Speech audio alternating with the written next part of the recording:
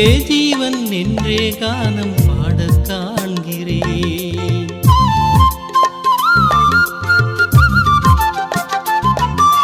தாவீதின் வாழ்வின் மேன்மை நானும் காண்கிறேன். துதியே ஜீவன் என்றே கானம் பாடக் காண்கிறேன்.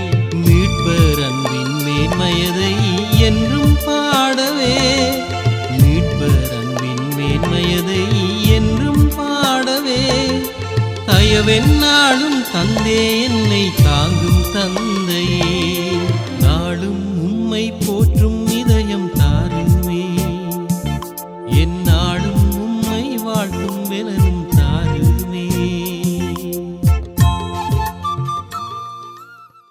அனுதினமும் கிறிஸ்துவுடன் தியான வேளைக்கு உங்களை அன்புடன் அழைக்கிறோம். இன்றைய தியானத்திற்கான வேத வாசிப்பு 2 கொரிந்தியர் 1 அதிகாரம் வசனங்கள் 4-5. தியானத்தின் தலைப்பு, நமக்கு ஏன்? எந்த உபத்திரவத்திலாகிலும் அகப்படுகிறவர்களுக்கு நாங்கள் ஆறுதல் செய்ய திராணியுள்ளவர்களாகும்படி அவரே எங்களுக்கு ஆறுதல் செய்கிறவர். 2 கொரிந்தியர் 1 அதிகாரம் வசனம் 4.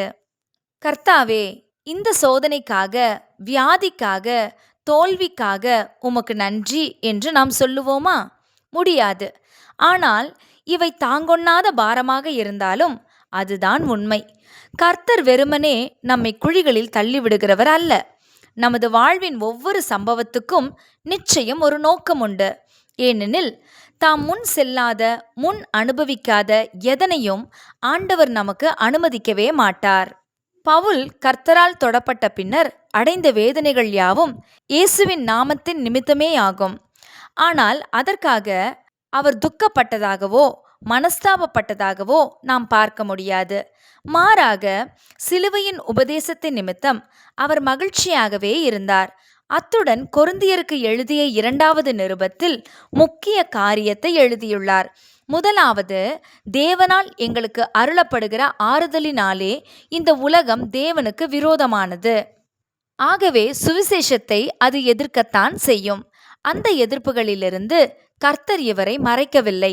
பதிலுக்கு எல்லா நிலையிலும் தேவன் தனக்கு ஆறுதல் அருளினார் என்று எழுதுகிறார்.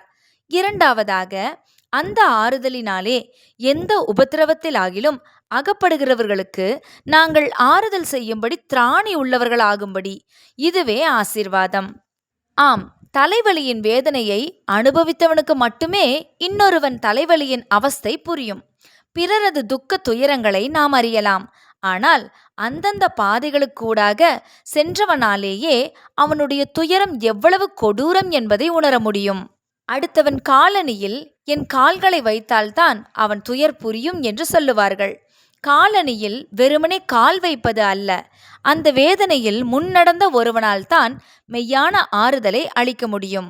இப்படியாக முன்னடந்த ஒருவர்தான் நமக்கு இருக்கிறார். இன்று நாம் அனுபவிக்கின்ற சகலவற்றிற்கூடாகவும் முன்னடந்து ஜெயம் பெற்ற ஒருவர்தான் நமது ஆண்டவர். அவர் நம்மை வெறுமனே சோதனைக்கு அனுமதிப்பது இல்லை. ஒவ்வொரு வேதனைக்கும் நாம் ஆளாகும்போது ஆண்டவர் நம்மை ஆறுதல் படுத்துவார் என்பதை நம்ப வேண்டும். அடுத்தது, இப்படிப்பட்ட துன்பத்தில் உள்ள யாரோ ஒருவருக்காக என்னை ஆண்டவர் ஆயத்தப்படுத்துகிறார் என்பதை நாம் உணர வேண்டும். அப்போது நமது துக்கம் நிச்சயம் களிப்பாகவே மாறும். நாமும் பிறருக்கு ஆசீர்வாதமாக இருப்போம். ஜெபம் செய்வோமா? தகப்பனே, நாங்கள் கடந்து வந்த உபத்திரவத்தின் பாதைகளும் வேதனையின் அனுபவங்களும் அவ்வித பாதையில் செல்லும் நபர்களை ஆறுதல் படுத்த எங்களை ஆயத்தப்படுத்தும் தருணங்கள் என்பதை எங்களுக்கு உணர்த்தினீர். ஸ்தோத்திரம். ஆமேன்.